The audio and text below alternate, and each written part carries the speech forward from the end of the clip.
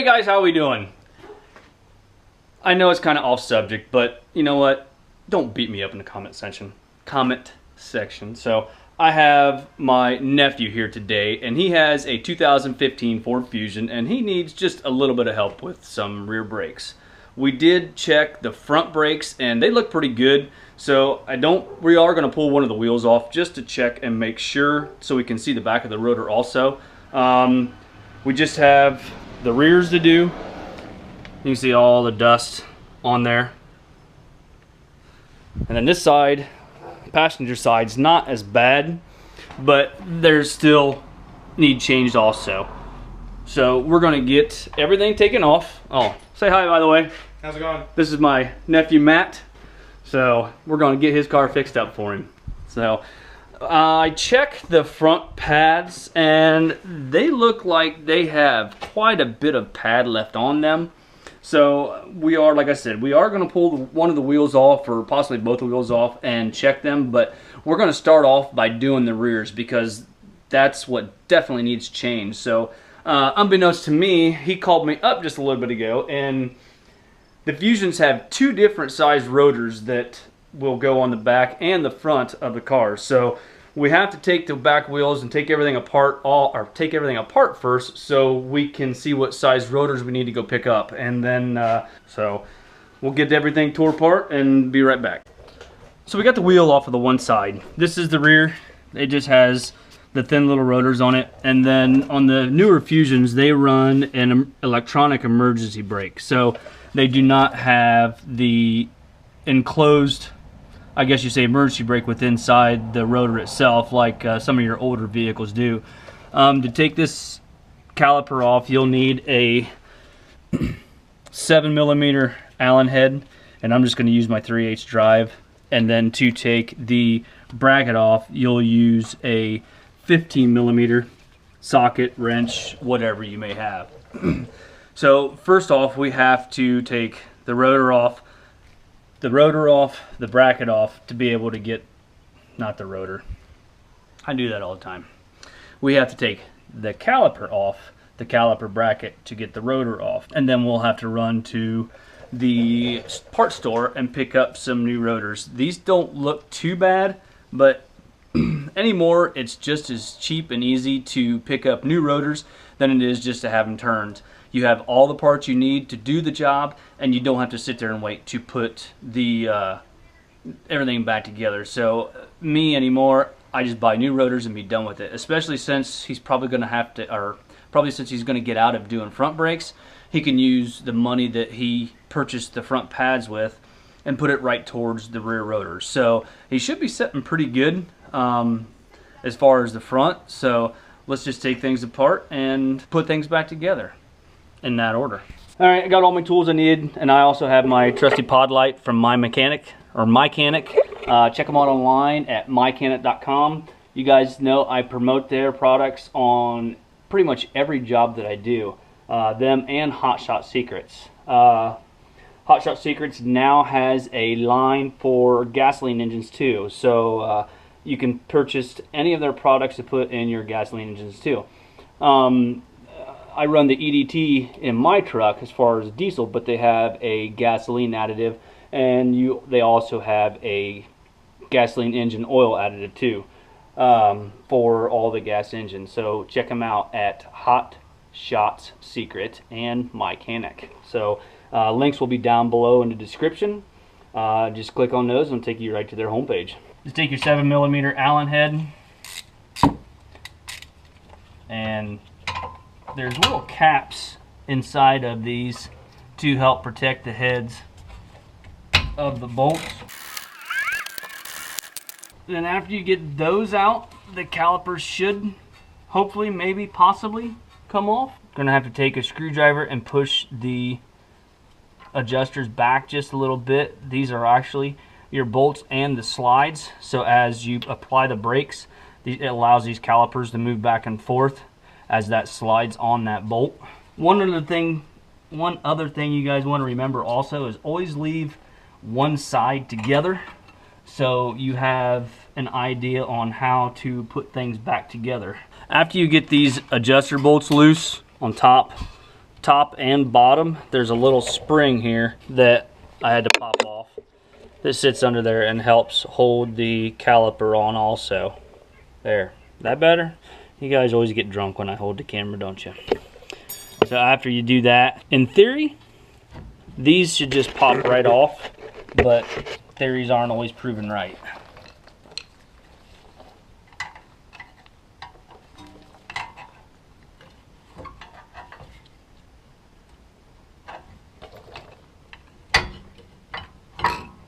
Hey, look at that. It actually worked out for me.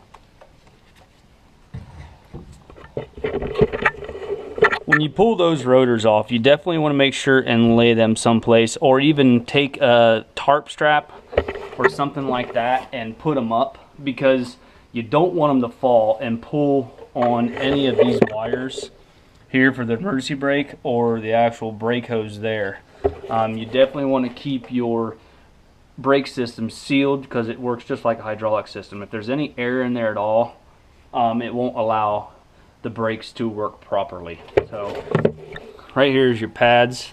As you can see, he was ready probably a while ago, needless to say. So that's the back of the driver's side, and here's the front of the driver's side, which is actually not too bad, but I'm just kind of curious on what the back of the rotor looks like. And yeah, it's roasted, to say the least. So now we will get these 15mm bolts out of there. I'm gonna try to use my 3/8, but if I have to, I'll get a 1/2 inch. One thing I probably should have done after I took the wheel off and I didn't even think about it was spray just a little bit of WD-40 around this area here so it can start breaking free. I'm going to take my dead blow hammer and smack it a couple of times. It should come loose.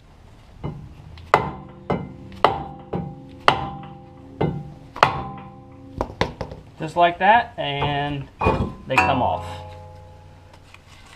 So you can see the back side of that rotor is pretty much, it's pretty roasted. So this right here was what was the pad, and what is now not the pad. Rode just like that on there for probably way too long. So what do you have to say for yourself? I should have got them changed a long time ago. So we're going to take a little field trip and run to the parts store and pick up a couple of new rotors. If you're changing one, you might as well change them both. I hate that when people just do one and not the other. If you're going to do one side, do both sides. Just like on the front of my truck, I now have to change the hub assembly on the passenger side, because when the driver's side was bad, they didn't change both of them at the same time. I don't necessarily know when it was changed, but my truck has 200,000 miles on it, and I mean, let's face it, guys, if one part has 150,000 miles on it, the other side does also. So if you're doing something when it comes to brakes, rotors, bearings, any type of moving assembly like that, change both sides. It'll make your life a lot happier down the road. Back from the local parts store, he picked his parts up from O'Reilly. Pretty good place. They usually have most everything you need. Like I said before, the rotors are two different sizes. They are a 1/2 inch difference between the two. So you definitely want to make sure and know what the measurement is of your rotor. These are the 11.98, which is essentially 12. And there's also some that is 12.44, so that's almost 12.5 inches. The 11.98 is almost 12 inches. So you definitely want to make sure and see what size rotors you have before you go to the parts store, or you could go probably by VIN number to your dealer, and they'll be able to tell you exactly what's on there by probably, usually it's the last 8 of the VIN number will tell you everything they need to know about the vehicle that you have. The first numbers of your VIN are usually build date, where it was built. I can't remember what all of them are. And that's going by my Dodge. I'm pretty sure Ford's probably the same way. If you look here, minimum thickness on these rotors is 9.5 millimeters. What that means is those rotors can be turned down to a minimum of 9.5 millimeters. So if you look at the thickness there, these have never been turned before, I'm certain. But if you look back here how rough this is, they would have not been able to get these turned. It would have been under spec, and liability purposes, they are not allowed to do it. Right here is a new rotor. You can tell a big difference between the two. Like I said, it's just best to get new rotors. I think he returned his front pads. They were right around probably $50 a piece, if I'm guessing, before he returned the front pads. So you know, $50, that's cheap insurance. You get home, you can get the job done and not have to wait for somebody to turn your rotors like they did back in the day, as my son would say. So right now, we'll go over there. We can slide these rotors on, actually. Those go on just like that. And then your caliper bracket will go back on the way it came off.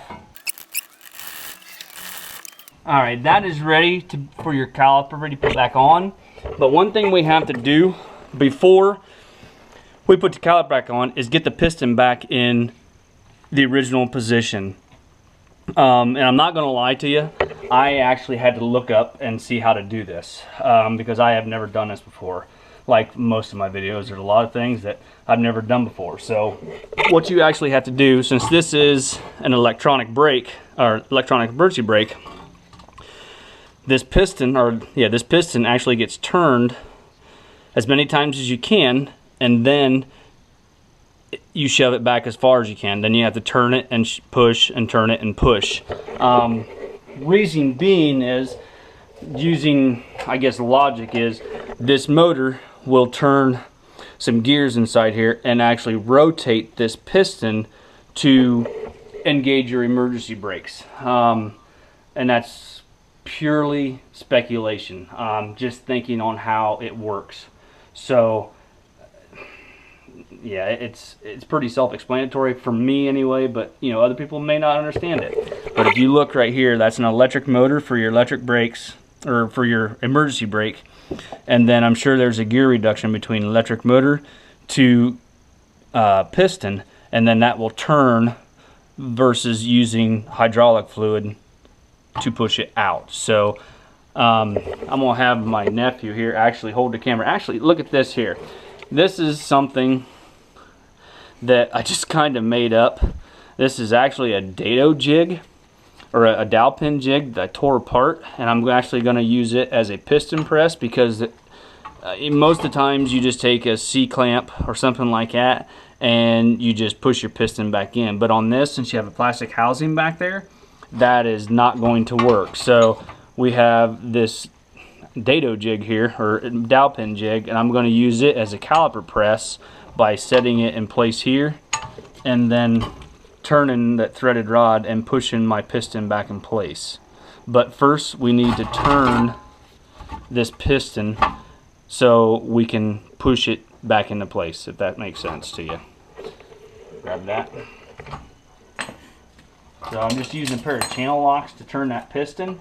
It actually looks like there's probably a tool, if you look right here, that you would put on there like it's some type of a socket, and you would actually turn that, but I don't own that tool, just like I don't own a piston press, so we make do with what we have.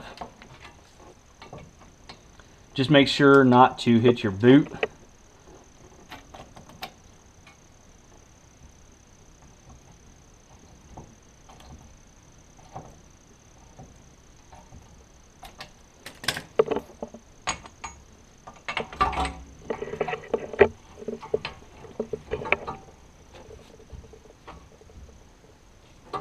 See how it stopped? You got to repeat that process several times until you get that piston back into its original location from factory.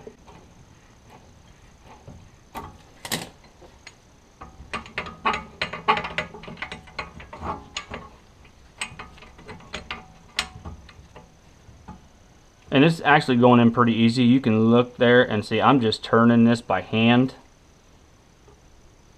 One thing that I forgot to do that's always a good idea to do is open up your hood and open up your brake reservoir so you don't have a buildup of pressure inside your brake reservoir. So we're actually going to do that right now.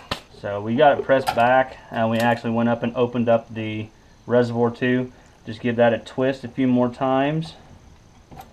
And what that does, that allows for your emergency brake adjustment too. So just keep pushing that back and it'll stop. Back that off just a little bit. Turn your piston just a little bit again. You can actually turn that probably several times in the beginning because of, you know, you have to have it all the way back anyway. So just get it put back clear into your factory position and then twist it back out just a little bit, because this is your emergency brake adjustment also, I'm almost certain of. I'm just going little bits at a time so I know I have good adjustment for my emergency brake then too. I'm gonna have to invest in some new tools there, because as cars advance, you know, our tools go out of date. So I'm gonna need to go some more yet. That's pretty good right there. That pushed in and stopped. And then it's pretty much flush, so now all we have to do is get our pads put in and then set our caliper back in place and tighten our bolts up. One thing also you want to do is pull these out and put some brake grease on those to allow proper movement of your caliper back and forth. Those just pull out on both sides, and then you'll just smear a little brake grease on there. What brake grease is, it's a high temperature grease that does not break down in heat. You can see that one right there has a little bit of debris on it. We'll clean that off and put some brake grease on both of them and then put everything back together. Okay, after pushing that back in there, you just set your pads right in place, just like so. If you don't remember on how the pads go in, I always leave one side together so you can reference it, and I just had my nephew take the passenger side off. So if you can't remember on which pad goes where, because these are different, you can see this one here doesn't have this little wire right here like that does. So I always leave everything together. That way you can reference back and see which is which side. And also how on this one case here, how that little wire goes on. So I just happened to remember on which pad went where. So now after doing that, we can take and set this caliper back in place and just reverse the process of how we took things apart.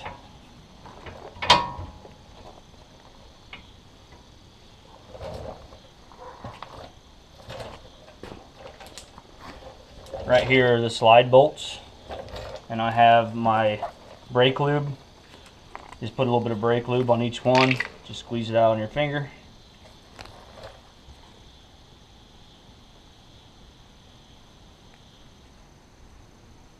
And then put them right back in them little sleeves.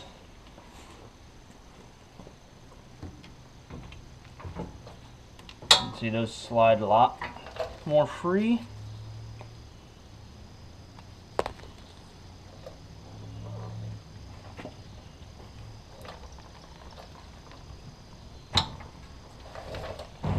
Then you can just take your Allen wrench and get those started.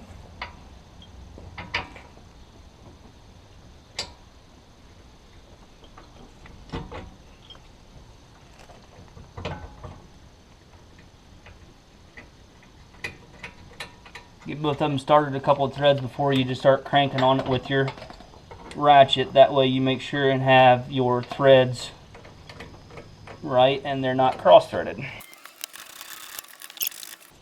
And then you just take that little spring and it goes in both holes there, just like so.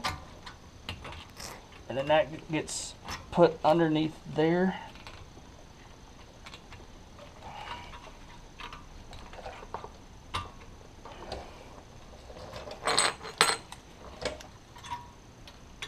Use a pair of pliers before it ends up in the end of my finger. Just like that. And those are ready to be pumped up and checked. And then also, I thought it was pretty neat, this Fusion has little rubber or little plastic caps that goes in the rubber boots here to protect the caliper bolts. You see everything moves pretty good right there. That's what you want. So you guys can figure out the other side. I hope you guys enjoyed the video. As always, I appreciate you guys watching clear to the end. If you would, hit that like button, give me a thumbs up, and subscribe. Guys, if you have any comments, questions, please feel free to ask. I read each and all of my comments, and I always answer them as soon as I can. So I appreciate it. And any last words? Thanks to my great uncle for helping me out. Learned a lot of stuff today. All right, guys. Thanks for watching. We'll talk to you later. Bye-bye.